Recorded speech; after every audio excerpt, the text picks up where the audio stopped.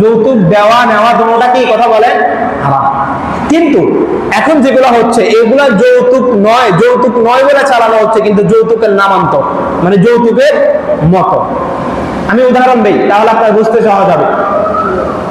যেমন গুরুত্বপূর্ণ কথা শুনবেন, আপনার মেয়ের বাড়িতে ওই কোরবান আসলে ছাগল দিতে হবে, কি দেওয়া লাগে না? যারা বড় লোক তাদের গরু দিতে হয়, যারা এর চাইতে একটু মধ্যবিত্ত বা গরিব তাদেরকে ছাগলের টাকা দিয়ে দিতে হয় একটু কম বেশ করে।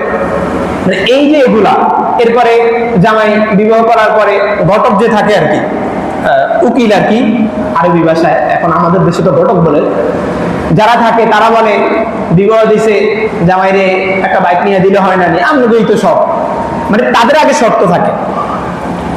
ঘটকের সাথে কি থাকে যে বিবাহ করবো এখানে সমস্যা নেই, আপনি মাইয়ের বাপেরটাই একটা বাইক লই দিবেন, এটা করে দিবেন ওটা করে দিবেন, বিদেশ যাওয়ার টাকা লই দিবেন, আগে থাকে। তো ঘটকে কি করে চাপ দেয়, ছেলে কিন্তু কিছু বলে না, ছেলের মা বাবাও কি করে না, কিছু বলে না, ঘটকে চাপ দেয় একটা বাইক দিতেই তো পারেন, একটা আইফোন দিতেই তো পারেন, হ্যাঁ আপনার জামাই তো আপনারই তো সব। হয় কি হয় না ভাই, কথা বলেন, কথা বলেন, হয় কি হয় না? নাকি সত্য কথা বলতেছে এই জন্য আজকে ভালো লাগতেছে না, নিরামিষ হইতেছে বল না, হোক কিছু কিছু সময় নিরামিষও খাওয়া হয়।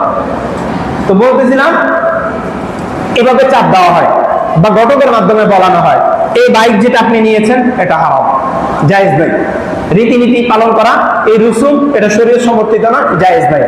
এই টাকা যেটা নিবেন হারাম, এগুলো শরীয়ত সমর্থিত নয়। খবরদার, এটা আপনার কারো রেজামন্দি ছাড়া যদি আপনি কোনো কিছু নিয়ে থাকেন, এটা আল্লাহর পক্ষ থেকে আপনার জন্য গজব মৃত্যুর আগে নেমে আসবেই আসবে, কোনো সন্দেহ নেই। কথা বুঝিয়ে পারছি?